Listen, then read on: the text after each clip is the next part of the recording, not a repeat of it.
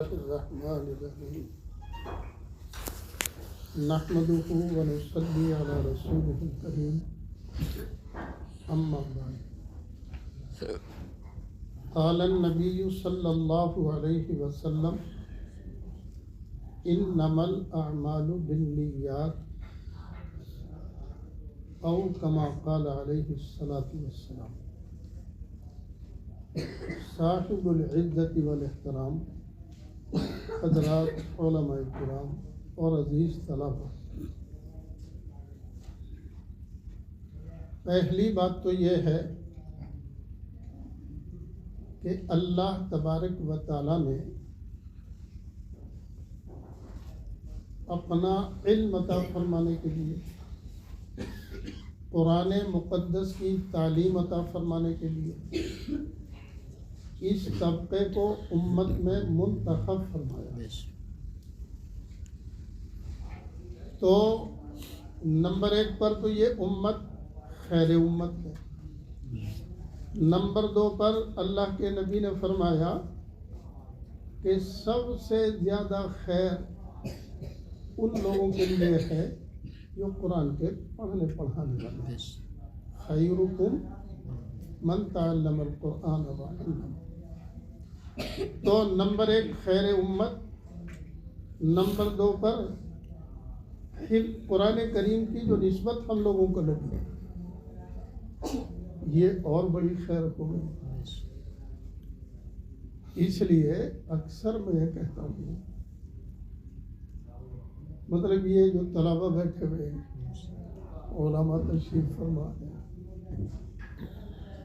اپنے جوڑی داروں میں، اپنے ہم عصر میں یہ دیکھیں کون کالج میں پڑھ رہا ہے، کون کھیل کود میں ہے، کون فلاں کام سیکھ رہا ہے، بڑی تعداد میں اس طرح کے ملیں گے جی۔ لیکن اللہ تبارک و تعالیٰ نے اس طبقے کو منتخب فرمایا، اس لیے کہ تم تو قرآن میں لگو، حاملین قرآن بنانے کے لیے، حافظ قرآن، مفسر قرآن، عالم قرآن، ہماری بڑی بنیاد قرآن مقدس ہے۔ تو اللہ تبارک و تعالیٰ نے اس طبقے کو چن لیا ہے، منتخب فرما دیا ہے۔ تو پتہ چلا کہ اللہ تبارک و تعالیٰ کا بڑا فضل اور بڑا احسان اس طبقے پر ہے کہ جس کو اپنے کام اور اپنے قرآن کے لیے منتخب فرما لیا۔ ہمیں اس کا شکر ادا کرنا چاہیے۔ اللہ تعالی ہمیں اس کی توفیق عطا فرمائے۔ اور یوں فرماتے ہیں، ایک دفعہ مفتی محمود الحسن صاحب رحمۃ اللہ علیہ کی خدمت میں ایک عرب کی جماعت کے ساتھ حاضری کا اتفاق ہوا، تو عربوں نے گزارش کی کہ حضرت کچھ نصیحت فرما دیجیے۔ تو حضرت مفتی محمود الحسن صاحب رحمۃ اللہ علیہ نے ایک جملہ چھوٹا سا ارشاد فرمایا، الدین کلہ ادب، کہ دین پورا کا پورا ادب ہے۔ صحابہ حضور صلی اللہ علیہ وسلم کا کتنا ادب کرتے تھے، اور ہم اپنے بڑوں کو دیکھیں تو اپنے استادوں کا کتنا ادب کرتے تھے۔ تو ادب کا مطلب یہ ہے کہ استادوں کا ادب، درس گاہوں کا ادب، قرآن مقدس کا ادب، سپاہیوں کا ادب، ہر چیز کے ساتھ ادب سے پیش آیا جائے، یہ علم کے آنے کا راستہ ہے۔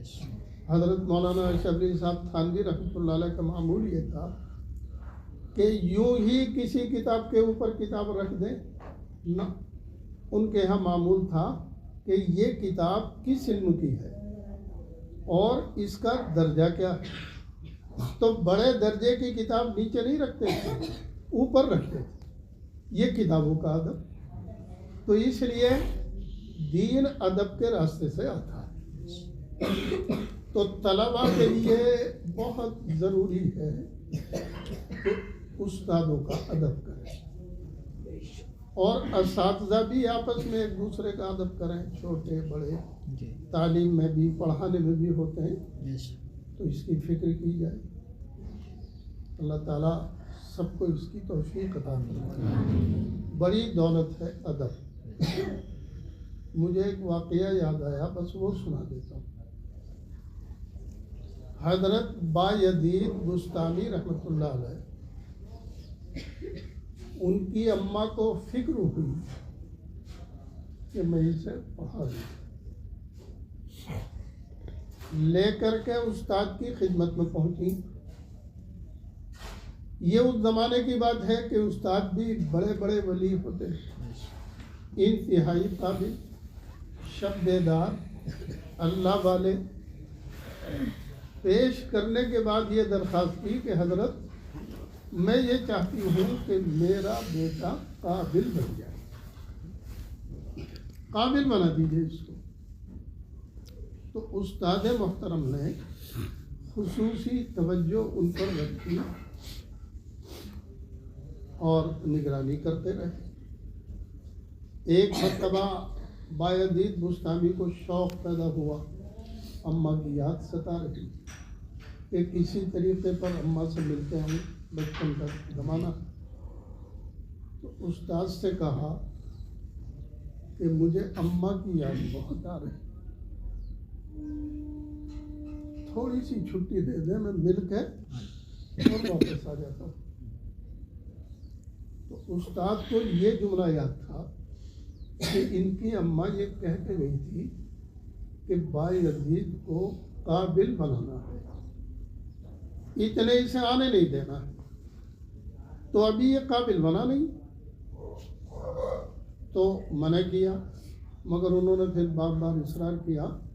تو استاد نے ایک تدبیر سوچی، مطلب بہت سارا سبق پڑھا دیا، اور یہ فرمایا کہ یہ پورا سبق تم سنا دو، پھر میں تمہیں اجازت دے دوں۔ اچھا، سبق اتنا تھا کہ ایک ساتھ یاد ہونا بڑا مشکل، تو انہوں نے کیا سوچا، یا تو ہو نہیں رہا، اللہ تعالیٰ سے دعا مانگا،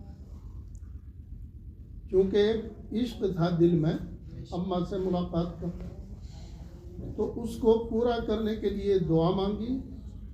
اللہ تعالیٰ نے دعا قبول فرمائی، تو پورا سبق یاد ہو، اور سارا سبق استاد کو جا کر سنا دیا، اور پھر کہا کہ حضرت اب تو مجھے اجازت دے دیں۔ استاد محترم نے سوچا کہ اب تو مجبور ہے، اجازت دینی پڑے گی۔ انہوں نے اجازت دے دی اور یہ بتا دیا کہ اتنے وقت میں واپس آ جانا۔ یہ نہیں کہ جمعرات میں گئے اور استاد نے کہا کہ بھئی جمعے کی شام میں آ جانا، اب سنیچر میں دوپہر میں پہنچ رہے ہیں، یہ تو غلط ہو گیا۔ ایک دن کا پورا نقصان ہوا۔ ہمارے گاؤں میں ایک ملا عبد المجید تھے، اللہ علیہ کی رحمت فرمائے۔ وہ کبھی کبھی ہم لوگ جب پڑھا کرتے تھے تو استاد کے پاس بیٹھ کے یوں کہا کرتے تھے، ایک دن کی چھٹی 40 دن کی پڑھائی کا نقصان ہوتا ہے۔ ویسے چھٹی تو الگ بات ہے، عید بقرعید امتحان، لیکن یوں ہی اگر طالب علم چھٹی کر دے، تعلیم جاری ہے۔ تو میں نے بہت سنا ان کی زبان سے جملہ کہ ایک دن کی چھٹی 40 دن کا نقصان ہوتا ہے تعلیم کا۔ تو بہرحال اثر تو پڑتا ہی ہے۔ طالب علم اگر لیٹ ہو گیا تو دنوں میں جا کے دماغ اپنی جگہ پر آتا، ٹال مٹول، سستی، نیند وغیرہ وغیرہ۔ تو خیر، اب انہیں چھٹی دے دی، یہ پہنچے گھر، دروازہ بند تھا۔ جا کے اماں کو آواز دی کہ اماں دروازہ کھولو۔ کون ہو؟ کہ بایزید ہوں۔ میں دروازہ نہیں کھول رہی، میں نے تو بایزید کو قابل بننے کے لیے مدرسے میں چھوڑا۔ دروازہ نہیں کھولا. بہت کوشش کی, نتیجہ یہ ہوا کہ اماں سے ملاقات کیے بغیر ہی واپس ہو گئے, پہنچ گئے مدرسے میں. اور یہ لگن پیدا ہوئی کہ اماں نے دروازہ نہیں کھولا تو چلو مجھے اب قابل بننے کے بعد جانا. لگ گئے تعلیم میں, پڑھنا بھی, عبادت بھی, ریاضت بھی. استاد محترم متوجہ رہے, دھیان رکھا. ایک دن اچانک استاد محترم کے پاس شام میں رسول پاک صلی اللہ علیہ وسلم تشریف لائے, اور آپ نے تشریف لانے کے بعد استاد محترم سے یہ فرمایا کہ بایزید کا نام آسمانوں پر جتنے ولی ہوتے ہیں سلطان الاولیاء, سلطان الاولیاء ان کو بنا دیا گیا ہے, اور ان کا نام سلطان الاولیاء میں آ گیا. لہذا یہ خبر ان کو دے. بڑے خوش استاد محترم. اور رات ہی کے وقت میں جب آنکھ کھلی اور بایزید بستامی کے جو رہنے کی جگہ تھی, جب وہاں پہنچے تو کیا دیکھتے ہیں کہ وہ تہجد پڑھ رہے ہیں. تہجد میں قرآن کریم کی تلاوت جاری ہے. استاد محترم نے دروازہ کھٹکھٹایا, آواز دی کہ میں فلاں آیا ہوں. جلدی سے نماز پوری کی, دروازہ کھولا. استاد نے گلے لگا دیا, اور گلے لگانے کے بعد پھر یہ فرمایا کہ اب تم قابل بن گئے ہو. اللہ تبارک و تعالیٰ نے تمہارا شمار ولیوں کے بھی سرتاج میں کر دیا ہے, تم سرتاج الاولیاء بن گئے. لہذا اب تمہیں اجازت ہے گھر چلے جاؤ. تو گھر جانے کے بعد انہوں نے اماں کو خبر دی کہ استاد محترم نے مجھے بھیجا ہے, اور یہ کہہ کے بھیجا ہے کہ اپنی اماں سے کہو وہ جیسا قابل بنانا چاہتے تھے تمہارا بیٹا اتنا قابل بن گیا. بہرحال ماں مل کر کے بہت خوش ہوئی. تو میں نے عرض کیا اس طرح کے ہمارے اسلاف اور بزرگوں کے بے شمار واقعات آپ کو ملیں گے کہ انہوں نے علم سے تعلق رکھنے کے نتیجے میں اب جو اللہ تعالیٰ کی طرف متوجہ ہوئے اور اپنی اصلاح کی کوشش کی تو اللہ تبارک و تعالیٰ نے بڑا اونچا مقام بنایا. اب یہ مدارس اسلامیہ مکاتب قرآنیہ دیکھنے میں تو یہ لگتے ہیں یہ چھوٹا بچہ, یہ فلاں یہ فلاں, لیکن ان میں کون امام غزالی بننے والا, کون شیخ یونس بننے والا, کون مفتی سعید پالن پوری بننے والا ہے, ان میں کون کیا بنے گا پتہ نہیں. اس لیے طلباء کو جو میں نے چند باتیں ذکر کی ادب والی, ادب کے راستے سے چلنا چاہیے. پوری کوشش, پوری محنت, پوری توجہ, اللہ تبارک و تعالیٰ اس کی توفیق عطا فرمائے. اور کبھی کبھی استاد پٹائی کرتے ہیں, بڑی ناگواری ہوتی, مگر میں اس کے لیے یہ کہا کرتا ہوں کیونکہ ہم بھی اسی راستے سے گزرتا ہے کہ اگر اساتذہ کرام کی تنبیہ نہ ہو تو ہو سکتا ہے طالب علم شیطان کا شکار بن جائے. تو یہ بظاہر ہے تو قہر, مگر مہر بشکل قہر ہے. استاد کی شفقت, استاد کی محبت, استاد کا دلی تعلق, اور دوسرے لفظوں میں یہ کہیے کہ استاد کے دل میں یہ ہے کہ یہ کچھ بن جائے, کسی لائق ہو جائے. تو بظاہر تو ڈانٹ رہے ہیں, پٹائی کر رہے ہیں, مگر یہ قہر ہے, یہ مہر ہے بشکل قہر. دل میں محبت ہے, شفقت ہے. تو اسے یہ سمجھیں کہ یہ جو کچھ استاد نے میرے ساتھ کیا ہے میرے نفع کے لیے, میری ترقی کے لیے, علمی اعتبار سے مجھے کچھ بنانا چاہتے ہیں, اس لیے ہے.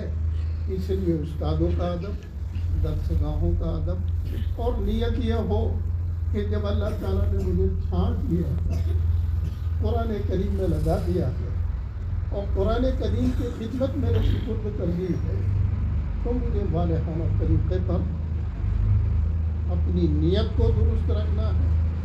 کوئی دوسری خرابی نیت میں نہ ہو, مقصود صرف یہ ہو کہ مجھے تو اللہ کو راضی کرے. اللہ تعالیٰ آسان فرمائے, اپنے فضل سے توفیق عطا فرمائے. خوب محنت بھی کریں, اللہ تعالیٰ سے دعا بھی مانگیں, اللہ تعالیٰ ہمارے لیے تعلیم کو آسان فرما دے, ہمارے دماغ کو اللہ تعالیٰ کھول دے, قوت حفظ کو اللہ تعالیٰ بڑھا دے. تھوڑی محنت پر زیادہ یاد ہو جایا کرے, تھوڑی کوشش پر اللہ تعالیٰ دروازے کھول دے. تو نمازوں کے بعد حدیث میں آتا ہے کہ اللہ تعالیٰ فرض نمازوں کے بعد دعا کو زیادہ قبول کرتا ہے. تہجد کی دعا تو ہے ہی اپنی جگہ, لیکن فرائض کے بعد جو دعا مانگی جاتی ہے وہ بھی قبول ہوتی ہے. تو اس لیے نمازوں سے فارغ ہونے کے بعد اللہ تعالیٰ سے دعا مانگیں, توفیق مانگیں, اور یہ بھی دعا مانگیں کہ نفس اور شیطان کے شر اور فتنے سے ہماری حفاظت. اساتذہ کرام اپنی نگرانی میں اور شفقت کے ساتھ کوشش میں لگے رہتے ہیں. اللہ تعالیٰ آپ حضرات کو سب کو اس کی توفیق عطا فرمائے اور علم نافع عطا فرمائے. حصول علم کو اللہ تعالیٰ آسان بتائے. وآخر دعوانا ان الحمد للہ رب العالمین. اللهم صل وسلم الحمد للہ رب العالمین والصلاة والسلام على أشرف الأنبياء والمرسلين. ربنا آتنا في الدنيا حسنة وفي الآخرة حسنة وقنا عذاب النار. اللهم إنا نستغفرك ونتوب إليك. اے اللہ ہمارے تمام گناہوں کو معاف, مغفرت کا فیصلہ فرما. اے اللہ بڑے مجرم ہیں, گناہ گار ہیں, تیرے نبی کے گھر میں بیٹھ کر اپنے جرائم کا اعتراف کر رہے ہیں. اے اللہ ہم اقراری مجرم, اپنی دریائے رحمت سے ہمارے آج تک کے سارے گناہوں کو معاف فرما. اے اللہ مدرسے کو دن دونی رات چوگنی ترقی عطا فرما. جتنے بچے زیر تعلیم ہیں ہر ایک کو پایہ تکمیل تک پہنچا. نفس اور شیطان کے شرور سے سب کی حفاظت فرما. اے اللہ فضل فرما, مدد فرما. یہ سارے بچے اور اساتذہ کرام اور علماء امت تیرے دین کی نسبت پر ہر طرح کی جانبازی کے ساتھ, محنت کے ساتھ لگے رہیں. اے اللہ تو اس کی توفیق عطا فرما. اپنی رحمت شامل حال فرما, اپنی مدد شامل حال فرما. اے اللہ اپنا تعلق عطا فرما, اپنی نسبت عطا فرما, اپنی معرفت عطا فرما. ہمیں عامل بالقرآن بنا, ہمیں عامل بالسنہ بنا. تمام اعمال میں اخلاص کے ساتھ ہم کو عامل بنا. اے اللہ اپنے نبی کی سنتوں کا اخلاص کے ساتھ ہم کو عامل بنا. ہمیشہ کے لیے اچھے اعمال, اچھے اخلاق کی اخلاص کے ساتھ ہم کو دولت عطا فرما. اے اللہ جتنے بچے طالب تعلیم ہیں ہر ایک کو دین کا داعی بنا, مبلغ بنا, متقی اور پرہیزگار بنا, دین کا علم بردار بنا. اے اللہ خود بھی جو پڑھیں اس پر عمل کی توفیق عطا فرما, اور اس علم کو لے کر تیرے بندوں کے اندر اے اللہ اس کو پہنچانے کی, اس کو عام کرنے کی اور پڑھنے پڑھانے میں لگے رہنے کی اے اللہ اپنے فضل سے توفیق عطا فرما.